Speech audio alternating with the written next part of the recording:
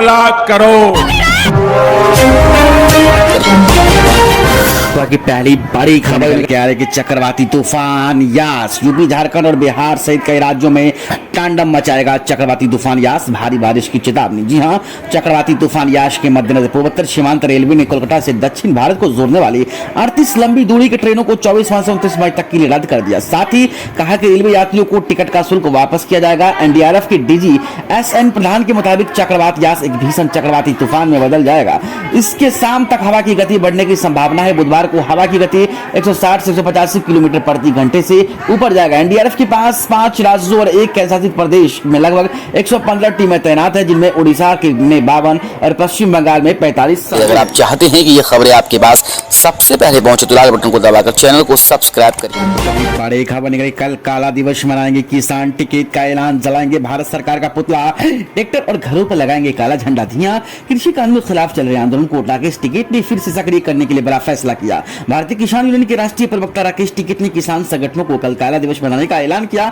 टिकैत ने कहा कि कल भारत सरकार का पुतला जलाया जाएगा और ट्रैक्टर घरों में काला झंडा लगाया जाएगा। सुबह 9 से 10 बजे से शुरू होगी। उन्होंने कहा कि हमें सिर्फ काले झंडे लगाएंगे, कोई भीड़ भाड़ या जनसभा नहीं हुई, कोई दिल्ली नहीं जा रही, लोग जहां होंगे वहीं झंडे लगाएंगे। बता दें किसानों को कृषि आंदोलन के खिलाफ कोरोना के बीच एक और राहत पैकेज मोदी सरकार व्यापारियों को दी जाने जा रही है बड़ी सौगात। दोस्तों, कोरोना न सिर्फ लोगों की जान जी बिल्कुल ली, आर्थिक रूप से भी लोगों को कमजोर किया। केंद्र सरकार इस मुश्किल वक्त में भी राहत पैकेज का ऐलान कर रही है। अब खबर आ रही है कि मोदी सरकार एक और राहत पैकेज का घोषणा कर सकती है। इससे छोटे और मध्यम वर्गीय कंपनियों को लाभ होगा। साथ ही पर्यटन, विमानन, ट्रेवल इंडस्ट्री से जो लोगों को बढ़ावा दिया जाएगा। कई व्यापारी संगठन पहले सरकार से पैकेज की मांग कर चुके। रिपोर्ट के मुताबिक कुछ प्राइवेट संगठनों ने नाम न बताने की शर्त पर बताया कि इस बारे में वित्त मंत्रालय से बातचीत जारी है। मंत्रालय की ओर से सकारात्मक रवैये को देखने को मिल रहा है। बड़े खबर, मौसम विभाग की बड़ी चेतावनी, खतरनाक लोग रहा है चक्रवाती तूफान यास, यहां मचाएगी तबाही। भारतीय मौसम विभाग आईएमडी ने सोमवार को कहा चक्रवाती तूफान यास पिछले 6 घंटों के दौरान 2 किलोमीटर प्रति घंटे की रफ्तार से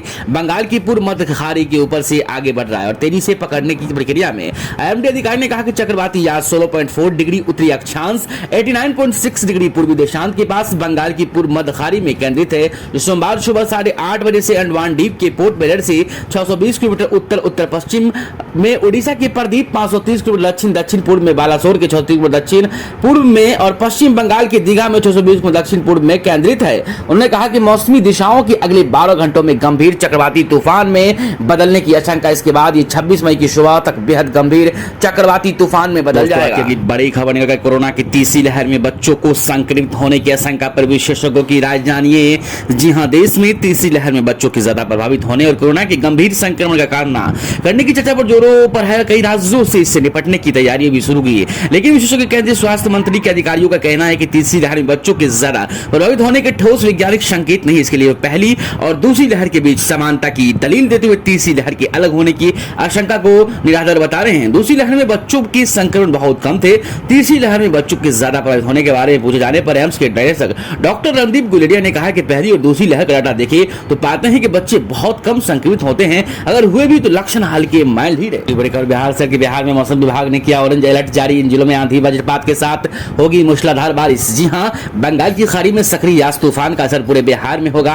आपदा प्रबंधन विभाग ने इस तूफान को देखते हुए राज्य के सभी जिलों में अलर्ट घोषित कर दिया। सभी जिला पदाधिकारियों से उत्पन्न स्थितियों से निपटने की सारी तैयारियां कर लेने के निर्देश जारी कर दिए। साथ ही जिलों में तैनात आपदा मोचन बल को भी अलर्ट मोड में रहने का निर्देश दिया। इस तूफान का असर बिहार में 27 मई से 30 मई के बीच देखा जा सकता है। इस दौरान भारी वर्षा के साथ तेज हवा वज्रपात की संभावना। मौसम विभाग के मुताबिक बिहार के 22 जिलों में मध्य बारिश और 16 जिलों में आंधी तूफान के साथ तेज हवाएं चलेगी, जिससे वज्रपात की भी संभावना है। विभाग के मुताबिक बंगाल की खाड़ी में सक्रिय तूफान उड़ीसा से लगभग 450 किलोमीटर दूर है। 26 मई की शाम को इस तूफान के उड़ीसा और पश्चिम बंगाल तक पहुंचने की संभावना। इसके बाद झारखंड होते हुए बिहार में तूफान प्रवेश करेगा।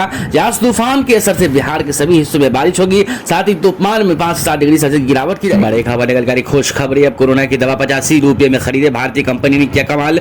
जहां कोरोना वायरस की दवाई अब मात्र 85 रुपए में खरीद सकते हैं आप। महामारी के इस दौर में जहां इस वायरस से लड़ने के लिए वैक्सीन की कमी है, ऐसे समय में यह खबर लोगों की राहत देने वाली है कि दवा निर्माता कंपनी बाल फार्मा ने सोमवार को कहा कि उसने कोविड-19 के इलाज के लिए घरेलू बाजार में बाल फंड ब्रांड नाम से एंटीवायरल दवा की फैब्रिपीरियर उतारी है। बेंगलुरु की कंपनी ने बताया कि यह दवा 400 mg के टैबलेट के रूप में मिलेगी। इसकी कीमत 85 रुपए प्रति टैबलेट रखी गई।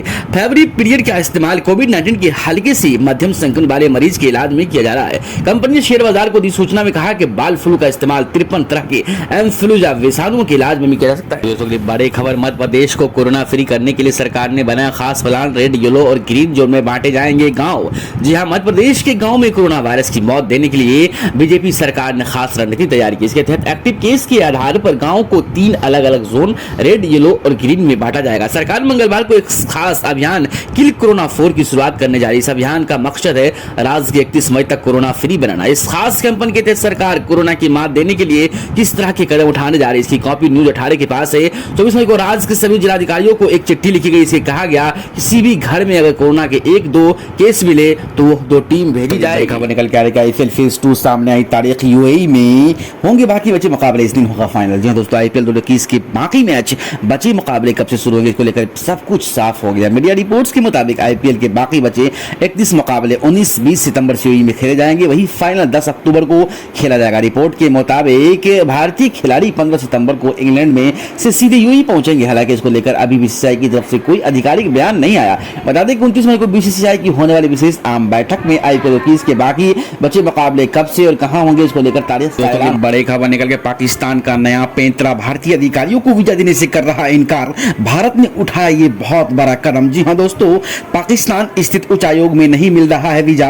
भारतीय कर्मियों को वीजा देने से पाक कर रहा है आनाकानी। दोनों देशों के रिश्ते और बढ़ सकते हैं तलखी। जी हां दोस्तों, भारत को परेशान करने का कोई भी हथकंडा अपनाने से वो पीछे नहीं हट रहा है पाकिस्तान। लेकिन इस बार पाकिस्तान सरकार ने जो पैंतरा किया उससे दोनों देशों के रिश्तों में तलखी और बढ़ सकती है। खबर आ रही है कि पाकिस्तान भारतीय राजनयिकों एवं दूतावास के अन्य कर्मियों के लिए वीजा जारी करने में आनाकानी कर रहा है, जिससे भारत ने पाकिस्तान में रह रहे भारतीय उच्चायोग के कर्मियों को देश वापस बुला लिया। टाइम्स ऑफ इंडिया में छपी खबर के अनुसार भारत पाकिस्तान से कई बार इस्लामाबाद स्थित उच्चायोग में काम कर रहे कर्मियों के लिए वीजा देने का आग्रह किया, लेकिन पाकिस्तान सरकार की ओर से वीजा देने में आनाकानी की जा रही है। पाकिस्तान के इस रवैये का सीधा असर दोनों के रिश्ते पर पड़ेगा। बता दें कि इससे पहले भी पाकिस्तान इस तरह का कदम उठा चुकी है। खबर निकल करके एसबीआई ने दिया झटका, एटीएम और चेकबुक का इस्तेमाल करना पड़ेगा महंगा। 1 जुलाई से लागू होंगे नए चार्ज नियम। जी हां दोस्तों, बैंक अपने ग्राहकों की जरूरत को ध्यान में रखते हुए कई तरह की सेवाएं उपलब्ध कराते हैं। कोरोना काल में जहां पिछले साल ग्राहकों को लोन मोरेटोरियम की सुविधा मिली थी, वहीं अब देश के सबसे बड़े सरकारी बैंक भारतीय स्टेट बैंक एसबीआई ने